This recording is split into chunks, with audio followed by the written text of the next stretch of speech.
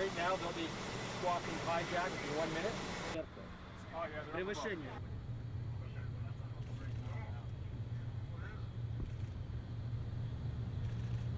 The aircraft that we're on right now is simulating a Boeing 757 that we suspect has been hijacked because the aircrew squawked a hijack code on their transponder shortly after takeoff. And at that time, the Federal Aviation Administration requested DoD assistance, and the Alaskan region of the North American Aerospace Defense Command used its assets to intercept and monitor the aircraft. And we just saw 2 F-22s flying off our wings as part of the process of intercepting us and investigating us.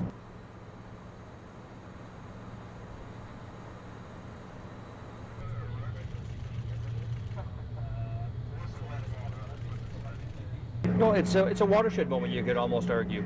We spent decades in the Cold War as adversaries. So at this point in our relationships, we're moving from a period of confrontation to a period of cooperation. For example, if I had been told 20, 25 years ago, I'd be sitting on a U.S. registered airplane with a Russian colonel as my counterpart going over through Russian airspace on this exercise, I would have thought you were crazy.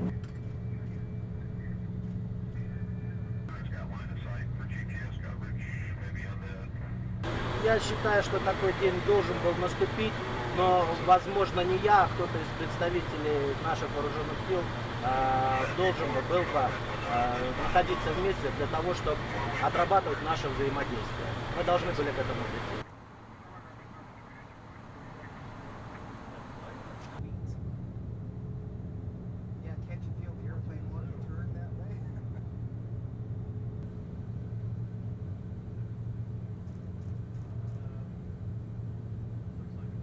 The first pair of fighters that we saw shortly after handover was passed over to the Russians with their A-50 mainstay command and control aircraft that we never saw because it was outside of our visual range, were 2 Su-27 Sukhoi-built fighters, modern state-of-the-art Russian fighters that did a standard intercept from astern the aircraft, came up on the wing so they could see into our cockpit, see into our windows, and we too could see them. And they stayed with us at a safe distance for about an hour and a half.